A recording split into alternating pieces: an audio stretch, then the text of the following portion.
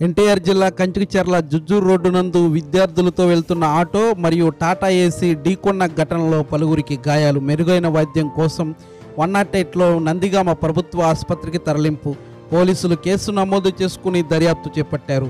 నూతనంగా ఏర్పాటు చేసిన రోడ్డుపై ఎటువంటి సూచిక బోర్డులు లేకపోవటం, డివైడర్లు లేకపోవటం, వాహనాలకు స్పీడ్కి అదుపు లేదని, దానికి తోడు విస్తీర్ణత ఇంకా పెంచాలని, లేని పక్షంలో ఇట్లాగే యాక్సిడెంట్లు అయ్యే అవకాశాలు ఎక్కువ ఉన్నాయని స్థానిక ప్రజలు వాపోతున్నారు.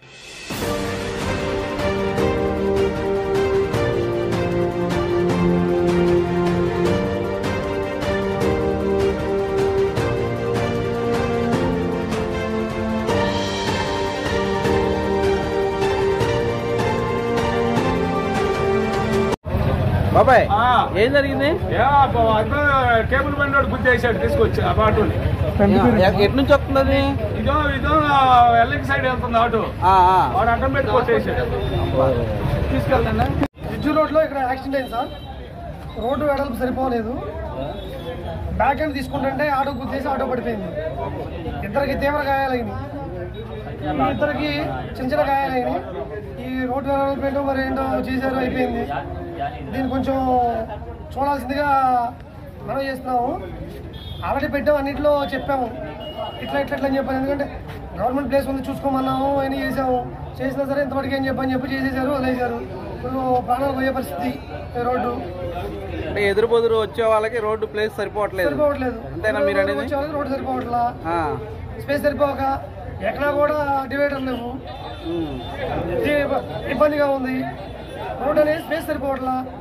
ఇవాళ ప్రాణాలతో చెలగాటలాగా ఉంది పరిస్థితి. మా పరిస్థితి రోడ్డు విస్తరణ జరగాలి. ఇది అంటే మొన్నటిదాకా కొంతలుగా ఉన్న రోడ్డు కొంచెం బాగా చేశారు ఇప్పుడు. అవును, కానీ బాగా చేసిన తర్వాత ఓవర్ స్పీడ్ అవుతుంది అంటారా? ఓవర్ స్పీడ్ అవుతుంది. అంతకు ముందే వేశారు కదండి, ఒక 15 సంవత్సరాల క్రితమే ఈ రోడ్డు గురించి వెడల్పు చేస్తామని వేశారు.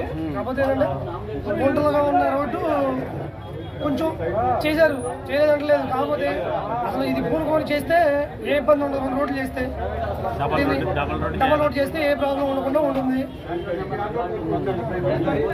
చెప్పనా? వస్తున్నానన్నా నా రూట్ లో నేను వెళ్తాను. రూట్ నాది. ఎటు నుంచి, ఏ ఊరు నుంచి వస్తున్నాను? కంచికచర్ల నుంచి వెల్లంకి వెళ్తాను. వెళ్తుంటే magic code, Tata magic code నాకు ఆపోజిట్ లో వచ్చింది. వచ్చి నన్ను గుద్దేసింది. అవతల కింద పడింది. మీ ఆటోలో ఎంతమంది ఉన్నారు? ఆటోలో 6. ఎవరికైనా ఏమన్నా అయినాయా? ఒక ఇద్దరే దెబ్బలు తగిలినాయి. అంటే దెబ్బలు అంటే ఎట్లా తగిలింది? ఎవరి దెబ్బలా లేకపోతే మామూలు నార్మల్ గా అనుకుంటున్నాను. నేనైతే చూడలేదన్నా.